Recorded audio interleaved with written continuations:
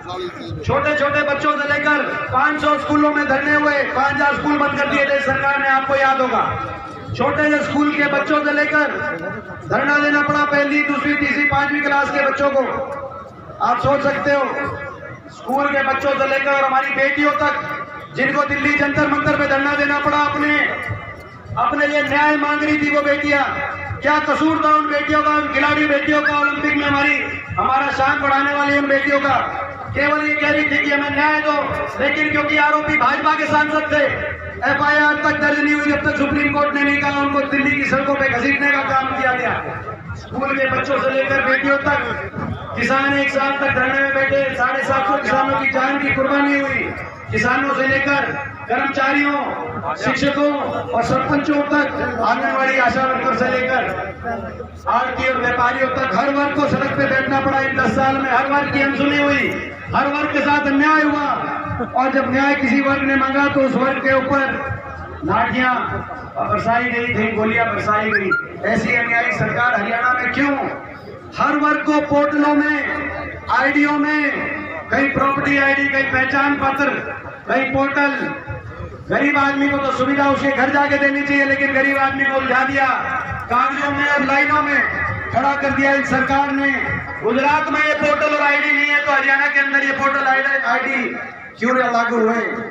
और क्यों लूट के खा गए? इतना बड़ा भ्रष्टाचार, एक के बाद एक 50 घोटाले इस सरकार में, हजारों करोड़ के घोटाले, और इतने घोटाले कि बीजेपी जेजेपी की जो सरकार बनी, ये जो सरकार बनी, ये घोटालों के, भ्रष्टाचार के समझौते पे सरकार बनी। आपको पता है, लोगों के साथ विश्वासघात करके सरकार बनी, 5100 बुढ़ापा पेंशन का धोखा देकर ये सरकार बनी। और जब गठबंधन टूटा, समझौते से समझौता तोड़ा है, जो मैंने कहा था सिरसा के अंदर, आपने सुना होगा, इन्होंने समझौते से समझौता तोड़ा।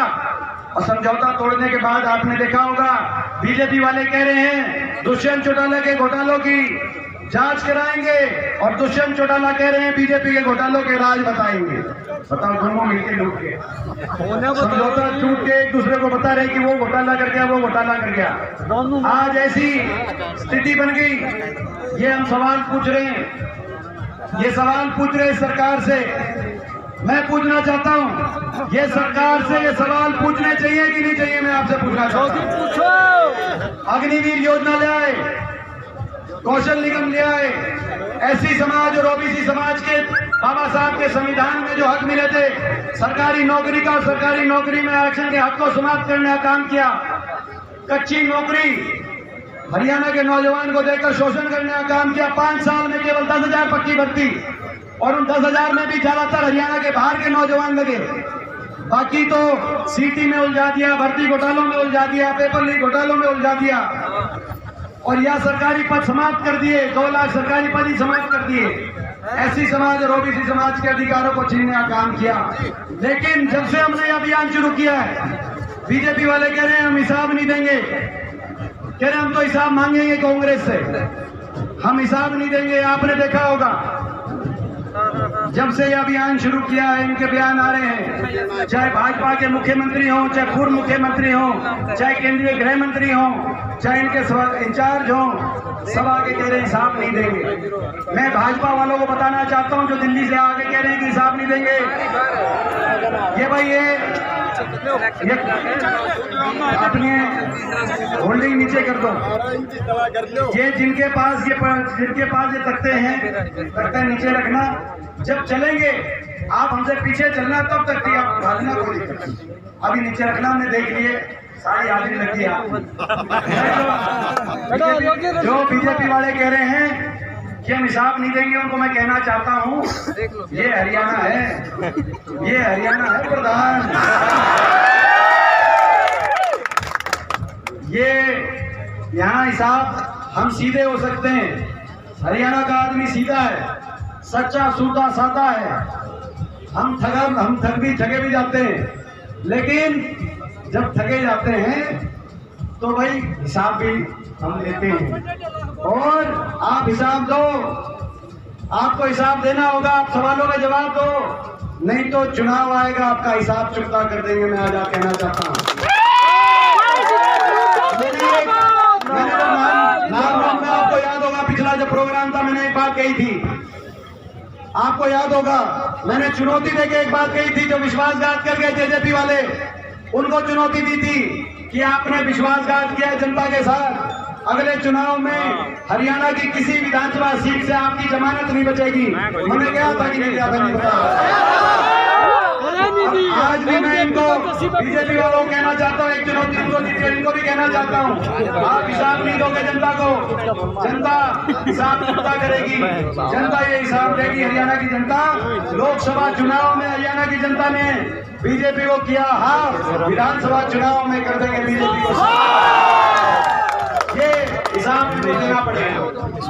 मैं अभी हम चलेंगे, ज्यादा लंबी बात ना करते हुए, क्योंकि अभी भाषण का नहीं, आज यात्रा का हिसाब मांगने का नारा एक ही लगाएंगे कि भाजपा सरकार हिसाब दो, हिसाब दो, हिसाब दो, बीजेपी सरकार हिसाब दो,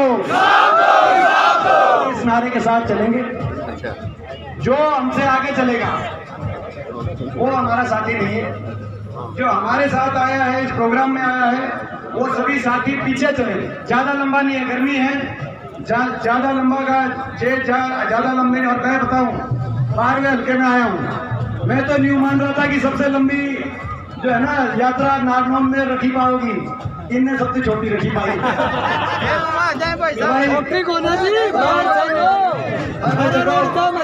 मगर अनुशासन से छोटी है, मैं मेले बना के दे देंगे जी हम।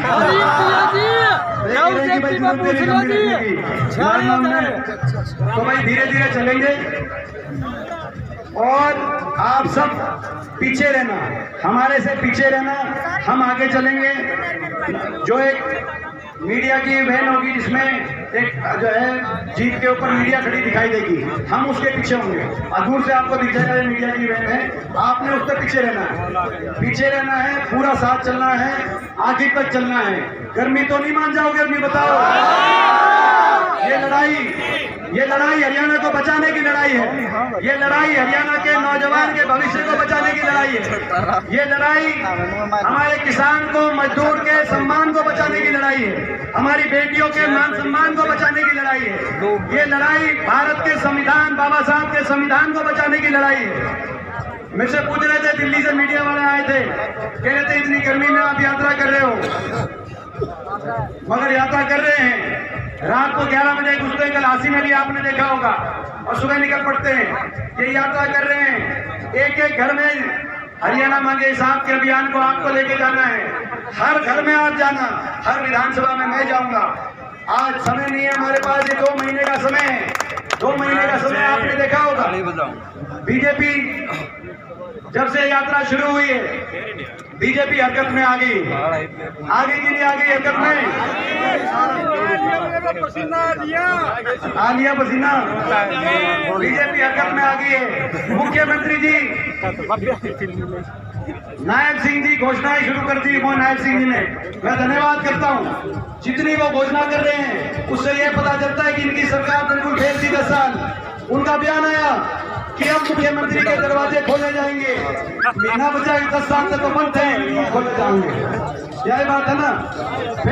फिर बयान आया कि अग्निवीर को हम नौकरी देंगे, यानी कि जो हम कह रहे थे कि अग्निवीर का नौजवान को आप असुरक्षित भविष्य की तरफ मत छोड़ो, तो आज वो भी बात मान ली इनने। दरवाजा ना बंद कर रहे हैं भाई, आज कह रहे हैं कि भाई हिसार में नायब सिंह जी आए थे, किसान गिरफ्तार कर लिए। कई कह रहे, कई जगह कह रहे हैं कि कई जगह इन्होंने अपनी एजेंसियां भेज दी, कई कांग्रेस के नेताओं घर में, यानी कि जहाँ एजेंसियां भेज रहे हैं, यूं मानो ये आपकी जीत मान रहे हैं, वहां से आपकी जीत मान रहे हैं। हिसाब देना होगा, नहर में पानी क्यों नहीं आ रहा, हिसाब देना होगा। देश में सबसे ज्यादा बेरोजगारी क्यों कर दी, हिसाब देना होगा। नागनौर शहर में पानी क्यों नहीं आ रहा, हिसाब देना होगा। 750 किसानों की जान की कुर्बानी क्यों ली, हिसाब देना होगा। एससी और ओबीसी समाज के बाबा साहब के संविधानों को के अधिकारों को क्यों छीन लिया, सारी सरकारी नौकरी क्यों खत्म कर दी, केवल कच्ची भर्ती हरियाणा में क्यों करी, हिसाब देना होगा भाई, हिसाब तो देना होगा। हमारी बेटियों के साथ अन्याय क्यों हुआ, हिसाब देना होगा। तो ये हिसाब लेने के लिए चलेंगे हम। यहाँ से इस तरह से निकलेगी ना है भाई। धर्मशाला के बाहर से चलेंगे और बिल्कुल आराम से चलेंगे। कोई भाई देखो बिल्कुल धीरे धीरे, क्योंकि कई बड़े बड़े बुजुर्ग भी हैं, किसी ने भागा दौड़ी नहीं करनी। और नौजवान साथियों, बहुत से नौजवान साथी ये कहते हैं कि भाई कोई गोली करता है, कोई फोटो, कोई सेल्फी। जब ये यात्रा खत्म हो जाएगी, पद यात्रा, वहां कितनी गोली बढ़ लियो, कितनी कुश्ती कर लियो वहां यात्रा में नहीं, यात्रा में बिल्कुल आराम से, बिल्कुल धीरे धीरे चलेंगे। आप लोग पीछे रहना और हम लोग आगे जाएंगे। अभी पहले सारी लीडरशिप से मैं कहना था, आप चलना शुरू करो। आप सारी बात